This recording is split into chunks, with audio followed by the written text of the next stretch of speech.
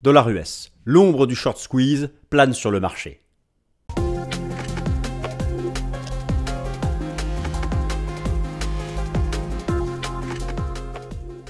Chers amis, bienvenue à la nouvelle édition du Fast and Forex. Nous sommes le mercredi 16 août. Et oui, le dollar américain, la monnaie la plus faible sur le marché d'échange depuis environ un an. Et bien voilà, cette devise qui a été longtemps la plus faible parmi les majeures, et d'ailleurs face à un panier de devises, se reprend depuis un mois. Et voici donc qu'apparaissent deux écoles qui s'affrontent sans pitié. Deux écoles qui s'affrontent sans pitié. La première pense que ce rebond du dollar américain est une bonne opportunité de le vendre à bon prix, en vue d'une reprise de sa tendance baissière. Et enfin, l'autre école défend âprement le scénario d'un short squeeze. Alors c'est ce dont nous allons parler, l'ombre du short squeeze qui plane sur le dollar américain. Et puis, mais déjà tout d'abord, un short squeeze. Vous savez ce que c'est un short squeeze. Pourquoi envisager un short squeeze? Parce que ce rebond attention, je ne dis pas que c'est le scénario auquel je crois. Alors, à quel scénario je crois? Vous allez le découvrir en assistant à la totalité de la vidéo et en mettant un petit like au passage, enfin, si vous avez envie. Bon, écoutez, le dollar américain rebondit depuis un mois. Il est vrai que mi-juillet, il cassait un support, il faisait un nouveau plus bas. Et c'est à ce moment-là que l'euro-dollar dépassait un 10, on pensait à un 15 possible. Retracement, retour à la case départ, même un peu plus. Et donc se pose donc cette question, que se passe-t-il sur le dollar américain? Le scénario d'un short squeeze, c'est quoi? Cela fait environ un an que les institutionnels sont majoritairement vendeurs du dollar américain, à travers le positionnement spot, le positionnement sur les contrats futurs, le positionnement sur les options, le positionnement sur les ETF. Ils sont vendeurs du dollar américain. Majoritairement, un short squeeze consiste à prendre à revers une position vendeuse dominante lorsque, à un moment ou un autre, le gros paquet de stop de protection de cette position vendeuse dominante sera touchée. Et vous savez comment ça fonctionne. En trading, lorsqu'on est vendeur et qu'un ordre stop de protection est touché, il devient un ordre d'achat au marché. Ça s'envole et il n'y a plus de vendeurs. Et ça reverse. C'est le risque. D'un point de vue technique, le marché approche, pas tout à fait, mais approche de niveaux techniques qui pourraient déclencher ce short squeeze. Certains le mettent à 103,50, moyenne mobile à 200 jours, d'autres à 105,50. Je suis plutôt dans ce cas de figure-là. Mais voilà, le scénario d'un short squeeze sur le dollar américain. Raisonnons de manière différente.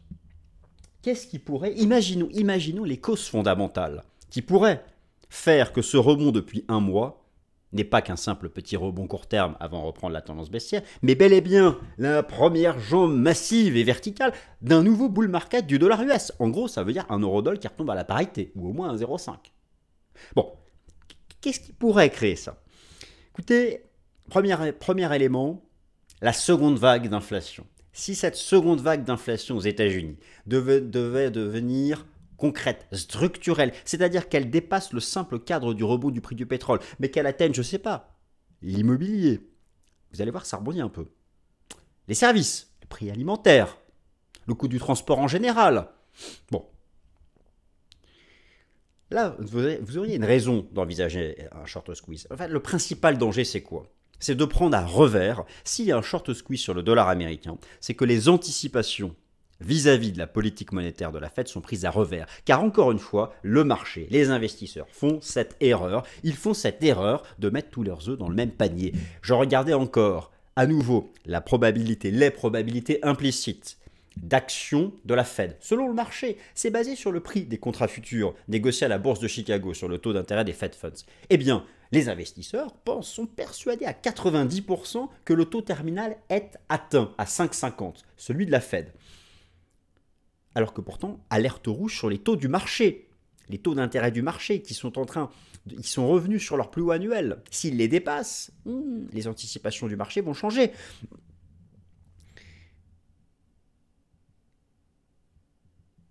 Si, et seulement si, les anticipations du marché vis-à-vis de la Fed sont prises à revers, c'est-à-dire qu'en fait, la Fed ne va pas s'arrêter à 5,50, mais va aller à 5,75. Et à 6, 5,50, 5,75, 6. Si elle va à 6, là oui, vous aurez un puissant short squeeze de dollar US qui prolongera ce rebond vers 105 points. Je parle du DXY, l'indice devise, dollar américain face à un panier de devises, qui est inversement corrélé à l'euro-dollar, vous le savez. Inversement corrélé aussi au GBP USD. D'accord. Plutôt corrélé positivement à l'USD-CHF, même si sur le franc, la force du franc avait quelque peu limité cet effet de corrélation. Bon, ça c'est la première chose. Ensuite, la probabilité d'une récession. Vous savez, je vais vous dire une chose. Si la récession, déjà, cette récession va-t-elle arriver? Je vous prépare un topo complet lundi prochain dans le Top Gun. Je reprends tout. Puisque les chiffres changent chaque semaine. Où est-ce qu'on en est? Mais ça, c'est dans le Top Gun lundi prochain. J'ai déjà commencé à bosser dessus. Donc, si une récession américaine arrive et qu'elle est isolée, c'est-à-dire qu'elle concerne que les États-Unis d'Amérique, à ce moment-là, ce ne sera pas haussier pour le dollar. Vous n'aurez pas à craindre un short squeeze. Peut-être que vous le souhaitez, ça je ne sais pas, peu importe. Si la récession, par contre, devait être... Alors, si c'est isolé, si ça ne concerne que les États-Unis, ce sera baissier pour le dollar parce que la Fed pivotera. Si le taux de chômage dépasse 4%, pivot garanti, ou en tout cas taux terminal garanti, même s'il y a encore de l'inflation. En tout cas, même si elle est au-dessus de 2%. Si par contre la récession devait devenir occidentale, pire, occidentalo-chinoise, Europe, États-Unis et une Chine, alors il n'y aura pas de croissance zéro en Chine, mais une croissance du PIB qui tomberait à 1-2% par an, c'est une récession pour la Chine. Même si ce n'en est pas une vraiment, mais enfin vous comprenez. Là, le dollar s'envolera du fait de son aspect refuge systémique. Donc vous voyez, un scénario de savoir, l'ombre du short squeeze pèse sur le dollar, d'un point de vue technique pas encore, le rebond actuel reste dans les cordes de la tendance baissière, c'est ce que nous allons revoir, on va reprendre les vagues d'Elliott. Vous savez, je trouverai toujours un scénario en vague d'Elliott qui tient la route, même si on va à 105. Bon, au-dessus, non, fini. Mais fondamentalement, pour créer un tel scénario de short squeeze US, ce sont quand même des cas de figure, des scénarios fondamentaux exceptionnels. Ça peut aller très vite en bourse. L'exceptionnel peut être demain ou après-demain. Lorsqu'on regarde le rebond du prix du pétrole, il y a des choses comme ça. Et puis la guerre, bien sûr, oui, bon, très bien. Un conflit inattendu en Afrique, par exemple. Des tensions à nouveau entre la Russie et l'Ukraine qui viendraient, je ne sais pas moi, briser le flux logistique de pétrole, le flux logistique de blé. Là, oui, le dollar va bourrer. Donc il y a tout ça toujours à avoir en tête. Et donc on attaque, c'est parti les amis, on attaque. Alors c'est parti, je me suis réduit, dollar US, l'ombre du short squeeze plane sur le marché. Le plan, je vous l'ai donné, on attaque directement. Je vous montre ici, on laisse le rideau s'ouvrir. Je compte sur vos likes, votre soutien. Je suis un peu fatigué aujourd'hui quand je lance la vidéo. Alors, voici donc le plan et on va prendre toutes ces parties-là. Les causes fondamentales. Alors, imaginons les causes fondamentales. Le scénario baissier en place depuis 11 mois est-il encore valide? Un mois de rebond. Qu'en est-il du positionnement institutionnel? C'est-il inversé à la hausse? Euro-dollar et USD Index, le décompte en vague d'Elliott. Et attention à la chute du yen et du yuan. C'est-à-dire attention à la tendance haussière de l'USD yen et de l'USD yuan. Moi, je pense que notamment sur l'USD yen, que ça ne pourrait ne pas durer, du fait d'une intervention possible de la Banque centrale du Japon. Imaginons les causes fondamentales du scénario prospectif du short squeeze pour le dollar américain. Alors, définition d'un short squeeze, il s'agit d'un puissant mouvement haussier sur le prix d'un actif financier en bourse dû à une séquence de rachats de positions vendeuses ou positions short qui était dominante sur le marché. Le déclenchement des ordres stop-loss devient alors une force d'achat au meilleur prix du marché. Effectivement, on peut se poser la question, puisque lorsqu'on regarde la performance des monnaies majeures du Forex depuis 12 mois, le dollar américain est donc la monnaie la plus faible, et là, depuis un mois, il rebondit. Alors, quelle pourrait être, je vous affiche ici en bas à droite, vous avez la petite définition Wikipédia du short squeeze, si vous voulez quelque chose. Vous avez ici, donc, le fameux rebond du dollar dont je parle, et voilà, pour certains, c'est l'amorce d'un truc comme ça, quoi. On verra bien, c'est pas certain. Ça peut être aussi l'amorce d'un truc comme ça. Bon, qu'est-ce qu'elles sont, moi, je mets flèche. Alors, quelles pourraient être les causes fondamentales d'un puissant rebond d'un scénario de short squeeze sur le dollar américain? Je vous les ai rassemblés ici. La récession US plus une récession déflationniste chinoise, une seconde vague d'inflation US et surtout un taux terminal qui serait à 6%. Ou encore, effectivement, j'en ai pas parlé tout à l'heure, ou encore une banque centrale européenne qui changerait son fusil d'épaule. Si par exemple, je ne sais pas moi, l'Allemagne et la France s'enfoncent ensemble en récession, là oui, l'euro va chuter. Et dans ces cas-là, le rebond du dollar, ce sera d'abord la chute de l'euro-dollar, donc en fait de la monnaie unique européenne. Il ne faut pas oublier cette possibilité-là dans le scénario d'un short squeeze du dollar US. Ça fait partie des risques. Ça fait partie des risques. Alors effectivement, le cas de figure d'une double récession États-Unis-Chine pourrait créer ce short squeeze en activant l'aspect refuge de l'USD, ou encore la seconde vague d'inflation US, ou encore une guerre. Bon, très bien, nous l'avons bien compris, ça en fait quand même un certain nombre de risques, mais tous ces risques ne sont pas acquis. D'ailleurs, la seconde vague d'inflation US dont tout le monde parle, restons tranquilles, cool. Voilà les derniers chiffres de l'inflation à la consommation. Oui, ça stabilise dans la baisse. On n'est pas non plus reparti tout en haut, la fleur au fusil, comme à l'époque l'armée française, l'armée impériale, en 1870, bon, qui s'est fait écraser. Mais au final, même les prix à la production, oui, il y a un petit rebond des prix à la production aux États-Unis. C'est pas non plus. Alors oui, on peut quand même, effectivement, on peut quand même s'inquiéter. On peut quand même s'inquiéter, puisqu'il y a une stabilisation de trueflation. D'autre part, là où il faut faire attention, c'est que la stabilisation de l'inflation, c'est parce que le prix du pétrole rebondit. Je vous ai déjà montré ici notamment la contribution ici du prix du pétrole qui ne sera bientôt plus négative. Mais attention à ce que ce rebond du prix du pétrole ne vienne pas s'aligner aussi avec un rebond de la courbe désinflationniste du prix de l'immobilier. Et là, il se passe un petit truc depuis quelques jours, c'est à suivre. C'est quand même 20% du calcul de trueflation. Le CPI et le PCE, c'est entre 30 et 40%. Donc, c'est le risque. Mais nous n'en sommes encore pas là. Alors, ce scénario du short squeeze sur le dollar américain, c'est intéressant parce que, moi, vous savez, si la récession américaine, déjà, est-ce que cette récession aura lieu? Alors, j'aurai l'occasion lundi prochain, mais là, je vous en montre déjà une ébauche. Je vous présenterai lundi prochain, je vais refaire le point complet sur la récession américaine, dans ce débat sur sa probabilité. Si la récession américaine devient très probable, mais axée sur les États-Unis, bon, par quel miracle les États-Unis en forte récession, l'Europe y échapperait? Si, parce que déjà leurs entreprises ne sont pas... Si la Chine tient le choc par exemple, ça peut être possible. Bon, par contre, si la Chine flanche avec les US, là l'Europe, il n'y a pas de sujet, flanche aussi. Là, vous avez un modèle qui est intéressant, qui a été réalisé par la société Visa, donc les dépenses de consommation des ménages par carte de crédit. Hein, la consommation, c'est l'essentiel du PIB, et notamment le Visa Momentum Index, qui permet d'avoir le momentum des dépenses de consommation des ménages par carte bancaire. C'est intéressant de noter, c'est que selon ce modèle, eh bien, Visa nous dit que la probabilité d'une récession, elle est maintenant à 60 ou 70%. C'est basé sur les dépenses de consommation, vous voyez. Hein. Et donc, en orange, c'est là où le momentum est négatif, en bleu positif. Là, vous voyez, là, c'est un haut risque de récession selon Visa. Et un haut risque de récession selon Visa. Alors là, vous avez toutes les datas, mais j'en reparlerai lundi. Ouais, je m'amuse à avoir tout un tas de choses un peu marrantes. Là, on est sous 100, donc c'est que le momentum de ces dépenses de consommation est négatif. Mais si cette récession américaine reste localisé sur les États-Unis, ça va faire pivoter la Fed. Si le taux de chômage augmente, la Fed va en tout cas nous assurer qu'elle a atteint son taux terminal et ce sera baissier pour le dollar. Et dans ces cas-là, à ce moment-là, pas de short squeeze. Do you copy me? C'est pour ça. Les liens ne sont pas forcément archi évidents.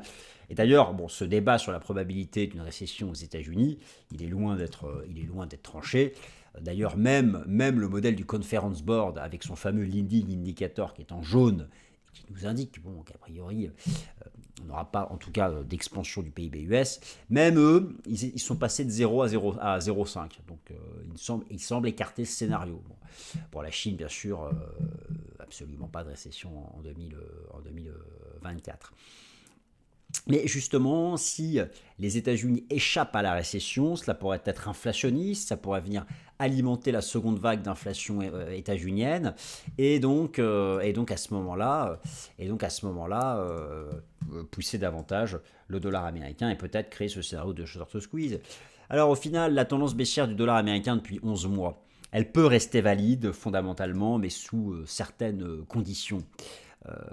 Pour que cette tendance baissière reste valide, il est déjà très important que la désinflation US reste pérenne. J'en ai parlé à l'instant, vous l'avez compris. Il est très important que globalement, si on utilise le baromètre Trueflation, que nous restions en range tout en bas. Il ne faut absolument pas de renversement à la hausse de la désinflation aux États-Unis, ce serait catastrophique. Pour que la désinflation, pour que le dollar US évite un scénario de short squeeze, le short squeeze, vous avez bien compris, c'est interrompre cette tendance baissière, c'est dépasser des résistances, c'est remonter tout en haut à 110. Pour que ce scénario n'ait pas lieu, il faut, et c'est pour moi la priorité, il ne faut pas prendre à revers les anticipations du marché, qui sont peut-être beaucoup trop optimistes. Je vous les ai rassemblées ici. Selon l'outil CMF Edge Watch Tool, vous voyez que les investisseurs pensent vraiment qu'avec une probabilité très importante, le taux terminal est atteint. Et d'ailleurs, ils envisagent même, c'est un peu présomptueux, hein, mais ils envisagent au 20 septembre prochain une pause dans la hausse des taux et qui sera peut-être définitive. Si jamais ce n'est pas le cas et qu'en fait, plutôt là, fin d'année, on est à 6, oui, ça va short squeezer sur le dollar US. D'ailleurs, il faut absolument surveiller les taux d'intérêt du marché. Pour que le dollar US ne fasse pas de short squeeze, il faut absolument que les spreads d'auto entre les États-Unis et le reste du monde cessent de remonter. Et d'ailleurs, là, vous notez, je vous ai mis tous les spreads d'auto, le spread d'auto face au Canada, face à l'Allemagne pour la zone euro, face à cette bonne vieille Suisse, face au Japon. Et tous les spreads d'auto en bougie japonaise remontent et ça va dans le sens du rebond du dollar US. Donc, alors oui, le dollar, on se dit, le dollar, ok, c'est peut-être encore un canal baissier, il y a cette ligne de tendance. Ok, oui, c'est vrai, on n'a pas encore le short squeeze. Pour certains, le short squeeze, alors, ils le mettraient là. Bon, on verra bien, c'est soit ce niveau, soit ce niveau. Mais ça, je viens à la technique tout à l'heure. Bon. Donc, il y a quand même des choses comme ça, impératives, pour éviter ce short squeeze. Et il faut absolument, il ne faut pas qu'il y ait de seconde vague d'inflation US. Alors, après un mois de rebond de l'USD, le positionnement s'est-il renversé à la hausse sur les ETF futures options? Effectivement, ça, je vous ai montré que d'après les données du rapport Commitment of Traders de la CFTC, les traders institutionnels étaient net vendeurs du dollar américain depuis octobre 2022. Donc ils étaient en avance sur tout le monde. Maintenant, puisque les traders institutionnels étaient passés vendeurs du dollar, eh bien ici, sont-ils en train de repasser à l'achat ici? Et en gros, ça nous indiquerait que là, effectivement, il y a un short squeeze qui se prépare. Pour l'instant, ce n'est pas le cas, puisqu'on est encore couvert, en tout cas quand j'enregistre cette vidéo, encore couvert par les résistances. Alors, la dernière mise à jour du code report est en date du mardi 8 août, et pour l'instant, elle nous dit que cette tendance ne s'est pas inversée à la hausse. J'ai regardé les données euro-dollar et GBP-USD. De la même façon, sur le plus gros ETF achat dollar américain du monde, il n'y a pas eu d'inflow majeur. Mais ça s'est mis à plat. Vous avez ici les données du code report euro-dollar. Effectivement, là vous avez les positions short. Vous voyez que les positions short euro-dollar ne se sont pas mis à exploser. Là, je m'inquiéterais vraiment si ici l'histogramme des positions short se mettait à s'envoler. Là, ce serait effectivement peut-être le short squeeze de l'USD, c'est-à-dire la chute de l'eurodoll. Bon, sur le plus gros ETF dollar US, pareil, il n'y a pas comme il y avait eu depuis le printemps 2021, il n'y a pas d'inflow. Donc, vous voyez, il n'y a pas encore d'histogramme vert majeur, mais il n'y a plus d'outflow non plus. Donc, on est vraiment dans un entre-deux. On sent que tout le monde attend et les institutionnels attendent d'en savoir plus sur les données fondamentales. C'est pour ça que j'ai commencé cette vidéo par les fondamentaux. Alors, euro-dollar, dollar US, les hypothèses de décompte en vague d'Elliott. C'est vrai que le dollar américain avait inscrit un nouveau plus bas à la mi-juillet en cassant le support des 101 points avant d'invalider rapidement ce signal technique et de reprendre plusieurs résistances. La question que je pose, le scénario baissier elliotiste est-il définitivement invalidé? Alors, une invalidation, clairement, la première, la vague 3 n'a pas démarré. Alors la vague 3 ou la vague C, chacun a sa façon de faire, mais on va raisonner en numérotation. Clairement, il n'y a pas la vague 3. Donc maintenant, pour que le scénario baissier éliotiste reste valide, il faut absolument que le marché soit encore en train de construire la vague 2. Il existe encore deux possibilités. Nous serions soit dans un running flat, mais il serait invalidé en cas de cassure haussière de la moyenne mobile à 200 jours, ou éventuellement un extended flat, lui qui serait invalidé au-dessus des 105,90. Alors par contre, si c'est la vague 1 qui s'est terminée mi-juillet, là, attention au fort risque de short squeeze. Alors, effectivement, la vague 1, ici vous avez 1, une 2, une 3, une 4, une 5. La vague 1 s'est terminée ici. C'est une hypothèse possible. Nous serions depuis en train de construire la vague 2 en A, B, C. Donc voilà, vous avez les 5 temps de la 1. Là, vous avez le journalier, le daily. Et là, donc, en A, B, C. Si on reste sous la MM200 et si on reste sous cette trendline, on peut donc envisager que la vague 2 soit en train de se terminer. Et là, nous serions bientôt en vague 3. Imaginons qu'on casse cette résistance à là-haut, on casse MM200 au jour la résistance et qu'on va jusque-là, il serait encore possible d'avoir un extended flat, c'est-à-dire une vague 2 qui irait jusque-là, avant de passer dans une 3. Tout ça pour dire que les vagues Elliott, c'est ça qui est magique, on peut toujours trouver quelque chose pour avoir raison. Attention, il n'y a pas d'ego ici, on ne dit pas qu'il y a raison, qu'il n'y a pas raison. Ce que je veux dire par là, c'est que globalement, ce sont des techniques utilisées, notamment par les hedge funds en Asie, donc ne sous-estimez pas ça, ne croyez pas que c'est du bullshit. Concrètement, le scénario bearish de fond, pour certains, il va même rester actif tant qu'on est sous les 105,90, sous les plus hauts ici de 8 mars.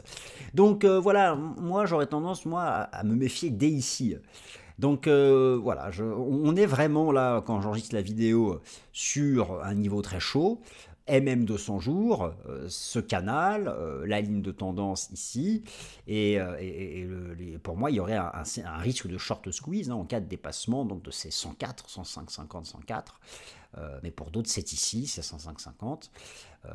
Pour relancer la tendance baissière, il faudrait recasser les 102 points, bon on n'en est pas là, donc voilà, entre 102 et 104, ça va se chercher. Et bien sûr, il n'y aurait plus de tendance baissière. Si jamais c'est la 1 qui s'est arrêtée là, on a fait une 1, on a fait ici donc une 2, une 3, on a fait A, B, C, une 4, et là on aurait fait une 5 tronquée. Dans ces cas-là, ça veut dire que ça pourrait aller beaucoup plus haut. Et ça serait chaud. Donc, tout dépend en fait un peu où on met là cette vague 1. Vous voyez, c'est ça qui est très chiant avec Elliott. Bon, pour le scénario du short squeeze, il y a une belle divergence haussière de MACD. Et là, il faut faire attention à ça, notamment parce qu'elle est en données hebdomadaires. Voilà, alors ensuite, je termine USD-Yen, USD-CNY, l'effondrement du yuan, parce que l'économie chinoise est en difficulté, que la Banque centrale de Chine a encore baissé ses taux, et le yen, parce que la politique monétaire de la BOJ, et les taux est encore négatif, mais attention, sur l'USD-Yen, ça ne devrait pas durer. Alors autant sur le yuan, eu égard aux difficultés de l'économie chinoise, immobilier, secteur financier, je pense que le yuan peut encore baisser parce que de toute façon, la Banque centrale de Chine n'a pas le choix. Autant sur le yen, attention, la Banque centrale du Japon n'apprécie pas du tout la chute du yen, déjà parce que ça peut être inflationniste, et puis et entraîner certains capitaux, inflation importée. Là, je vous remontre ici alors, la BOJ a récemment augmenté sa cible sur le rendement obligataire à 10 ans, c'est 1% et c'est plus 0,5, c'est pour ça. Mais attention à quelque chose. Attention à quelque chose, le yen qui est ici en jaune, ici vous avez le seuil d'octobre 2022 où la BOJ est intervenue. Tout ça pour dire que sur le dollar yen, attention, ici, on est proche vraiment d'une zone où la BOJ pourrait intervenir pour soutenir le yen. Et ce qu'est en train de faire ici le dollar yen, moi je ne sais pas si c'est vraiment une cassure. En tout cas, là, on arrive dans une zone. Si on réintègre à la baisse ici les 145, ça va chuter. Bon, voilà. Je ne dis pas qu'il faut shorter, je dis méfiez-vous de cette montée de l'USD yen que la BOJ ne va pas tolérer longtemps. Par contre, le yuan renminbi, que ce soit l'USD CNY ou celui offshore, et même le dollar de Taïwan, bon. Là, alors, en tout cas, là, je pense qu'on va aller chercher les plus hauts, peut-être même un peu plus haut, mais c'est parce que là, la Banque centrale de Chine n'a pas le choix, eu égard aux difficultés de son secteur immobilier notamment, qui est encore en pleine crise de deleveraging. Voilà. Voilà, chers amis, alors je vous mets une petite conclusion, mais chacun peut faire la conclusion qu'il veut. Fondamentalement, le short squeeze a gagné en probabilité, mais techniquement, la tendance reste baissière sous les 105.5. Pour d'autres, c'est 103.5. Voilà, chacun pense ce qu'il veut. Et n'hésitez pas à me dire dans les commentaires ce que vous en pensez, parce que moi, je commence à me poser des questions sur ce dollar, à être un peu perdu, donc je suis toujours content de lire les commentaires et les avis des autres. Merci beaucoup, salut, à la semaine prochaine.